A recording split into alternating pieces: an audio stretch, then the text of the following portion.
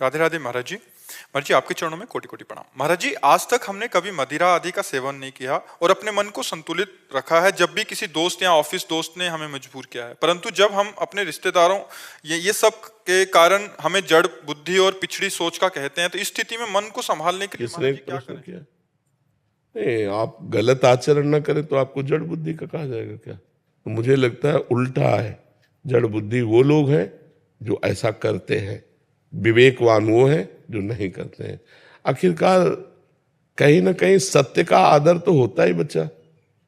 भले कोई प्रमादवश तुम्हें गलत कह दे, लेकिन उनके भी हृदय में आदर होता है।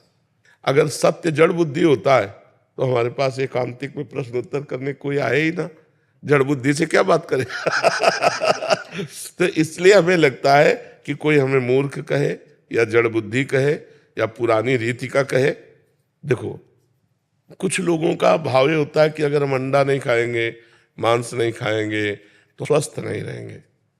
अगर हम प्रसन्न हैं, सात्विक आहार है और सुंदर विचार है तो हमारा तन भी स्वस्थ रहेगा और मन भी स्वस्थ रहेगा। आप अच्छा दूर से देख के बताओ, क्या हम आपको लगते हैं किडनी फेलियर है? आप विचार करके देखो। क्यों? क्योंकि हम हर समय प्रसन्न रहते हैं। हम एक मिनट भी कभी किडनी फेलियर बन के नहीं बैठते। अब 1 बजे रात्रि से हमारी दिनचर्या चल रही, या क्या किडनी फेलियर की चल रही?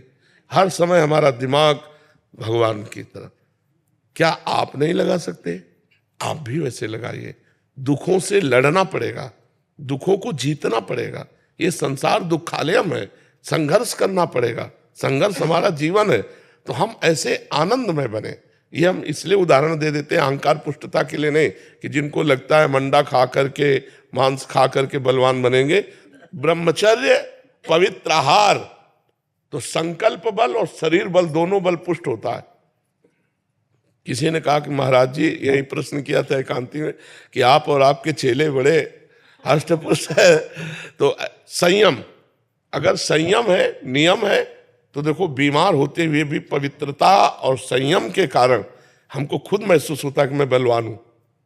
मुझे ये महसूस नहीं होता कि किडनी फेलियर ऐसे हो, नहीं, हमें खुद महसूस होता है मुझे बल है। और अगर अभी संयम बिगड़ जाए और भगवान का भरोसा छूट जाए तो डिप्रेशन में पहुंच जाऊं, इतना कष्ट रहता है। तो हम ये कह रहे हैं कि अगर हमको कोई मूर्ख कहे, जड़ कहे, और हम सही ढंग से चल रहे, तो हमें हिलना नहीं चाहिए, हमें अपने मार्ग से हटना नहीं चाहिए, हमें बलवान होना चाहिए।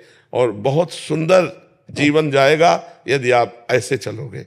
शराब पीने वाला, मांस खाने वाला, व्यभिचार करने वाला आज भले स्वस्थ दिखाई दे रहा है, लेकिन कल दुर्गति को प्राप्त होगा। आप आज भले दुखी हो, लेकिन कल आप सदगति को प्राप्त होंगे, कल आप अच्छा जीवन व्यतीत करेंगे। इसलिए हमको अच्छे आचरणों में दृढ़ रहना चाहिए। सामने वाला निंदा करे तो भी, अगर सामने वाला निंदा कर रहा हो, मैं गलत हूं, तो सुधार करना चाहिए, बुरा नहीं मानना चाहिए। सामने वाला निंदा कर रहा हो, मैं गलत नहीं हूं, तब तो मुस्कुराना चाहिए, फिर शोक नहीं करना चाहिए कि वो कहे जड़ बुद्धि, तो अपने को विद्वान दिखाने के लिए हम शराब पी लें, हम मांस खा लें। ऐसे गंदे आचरण नहीं करना चाहिए। काफी बच्चे तो महाराज जी इसी उसमें आ जाते हैं, दबाव में आके भी गलत आचरण करने लगते हैं। गलत है, गलत है। वो बच्चे कम बुद्धि वाले हैं। प्रवीण बुद्धि अपने जीवन को गंदा न कर। अधिकांश वैसे स्तर के हो गए ना महाराज जी। देखो, शराब जो है, एक तो शास्त्र निषिद्ध है, शास्त्र रोकता है, और दूसरी बात उसमें लाभ क्या है? प्राय हमने शराबी जनों को अपने धर्म से च्युत होते देखा है। जब आप शराब के नशे में होगे तो आपका बर्ताव ठीक नहीं होगा, आपके आचरण ठीक नहीं होंगे, आपका चरित्र पवित्र नहीं होगा। और नालियों में तो पड़े आप देखते ही, नालियों में पड़े आप देखो ना, नालियों में पड़े दिखाई देते। पैसा गया, स्वास्थ्य गया, इज्जत गई। भला ऐसा क्यों? जब हमारे शास्त्र रोकते हैं तो शराब नहीं पीना चाहिए, और जब तक ब्याह ना हो तब तक ब्रह्मचर्य से रहो। ब्याह हो जाए तो एक पत्नी व्रत धारण करो। ये जो चला है ना गर्लफ्रेंड बॉयफ्रेंड, ये बहुत नरक है, बहुत अपवित्र जीवन, पूरी गृहस्थी को चौपट कर देने वाला जीवन है। मान लो जो बच्ची बच्चा 2-4 बच्ची बच्चों से संबंध रखते हो, कभी ब्याह करके एक में टिक पाएंगे क्या? उनकी गंदी आदत बनी रहेगी, उनका जीवन व्यर्थ हो जाएगा, गृहस्थी संबंध टूट जाएंगे। इसीलिए नए नए ब्याह होते, डिवोर्स हो जाता है। ये कोई जीवन है? अरे जीवन है कि चलो अब लो नसानी अब ना नसई हो, 1-2 बार गलती हो गई, अब पति प्राप्त हो गया तो अब बहुत धर्म से रहे, या पत्नी प्राप्त हो गई तो धर्म से रहे। लेकिन आजकल शराब पीना और नया नया व्यभिचार करना और जैसे बने वैसे धन कमाना, यही उद्देश्य रह गया है। गृहस्थी के लिए ब्रह्मचर्य क्या नियम होना चाहिए महाराज? मासिक धर्म के 8 दिन बाद एक बार केवल संयोग कर सकता है, शास्त्रीय पद्धति के अनुसार। महीने में एक बार, महीने में एक बार एक शिष्य ने अपने गुरुजी से पूछा कि हमारा ब्याह हुआ तो कैसे चलें? तो उनका वर्ष में एक बार। तो उनका ऐसा तो नहीं रह पाएंगे गृहस्थी में, तो उनका 6 महीने में एक बार। उनका ये भी नहीं रह पाएंगे।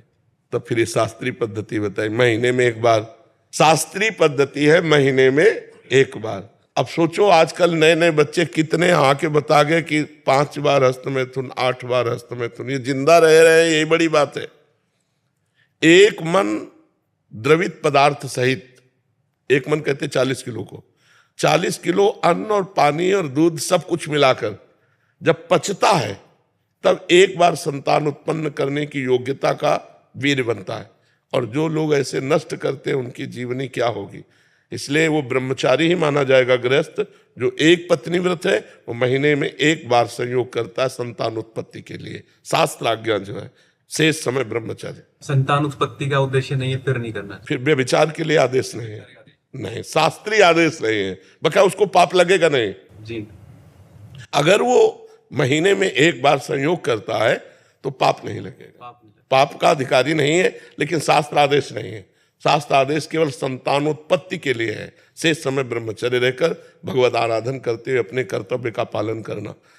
और संतान हो जाने के बाद फिर तो पूर्ण ब्रह्मचारी है। हाँ, पूर्ण ब्रह्मचारी, क्योंकि ब्रह्मचर्य, गृहस्थ, वानप्रस्थ, संन्यास अर्थात हमारे 4 पुरुषार्थ हैं, धर्म, अर्थ, काम, मोक्ष। तो हमारा लक्ष्य मोक्ष प्राप्ति भी है। वो इंद्रियों का विलास जब बंद होगा तभी तो हम मुक्त अवस्था की तरफ जा पाएंगे।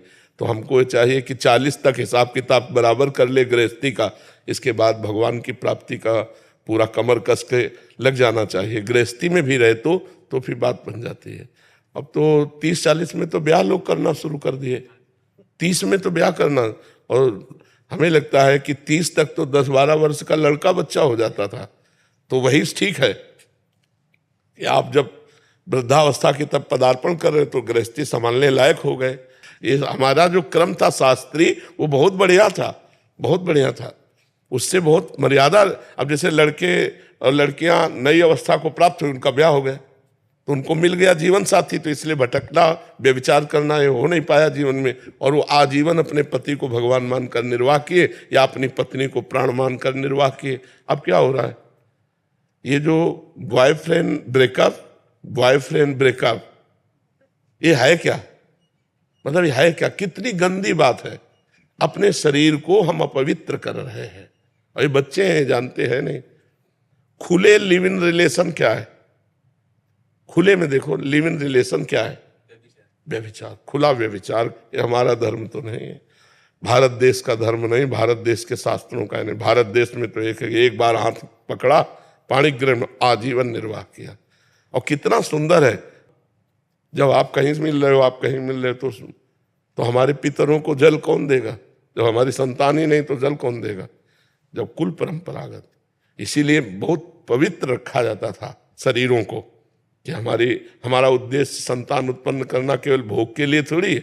हमारी पितृ परंपरा है, उनका श्राद्ध तर्पण है, हमारे पितरों के उद्धार के लिए, हमारे कुल परंपरा चलाने के लिए।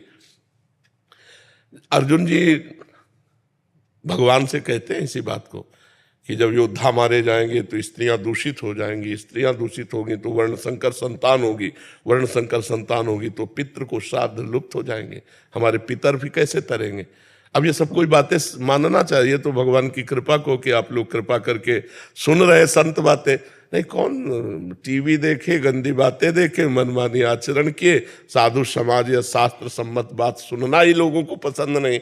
ये तो भगवान की कृपा है कि इस समय लोग सुनना चालू कर दिए कि चलो सुन रहे हैं और मान भी रहे। हमें लगता है मान भी रहे, सुधर भी रहे। इसलिए हम बड़ा एहसान मानते हैं अपने देशवासियों का कि हमारी बात सुन रहे हैं, मान रहे हैं, हमारे ऊपर एहसान कर रहे हैं, हमारा जीवन धन्य हो रहा है। कि आपका जीवन धन्य हो गया तो हमारा जीवन धन्य हो गया, हमारा बोलना सार्थक हो गया, हमारा बाबा जी बनना सार्थक हो गया। महाराज जी रील के अंदर आप या बात तो आप ही से कुछ दूसरा आता ही नहीं है, तो देखें ही क्या दूसरा। रील में आप ही आते हो कह रहे हैं। हाँ, भगवान की इच्छा है, भगवान ने ऐसी कृपा कर दिए कि समाज को मंगल में बनाना चाहते हैं, इसलिए वो नहीं। कौन माने बच्चा साधु महात्माओं की बातें, तो कौन माने आप बताओ? अपने बाप की तो कोई मानता नहीं, बाबा जी की कौन माने? ये तो भगवान की कृपा है कि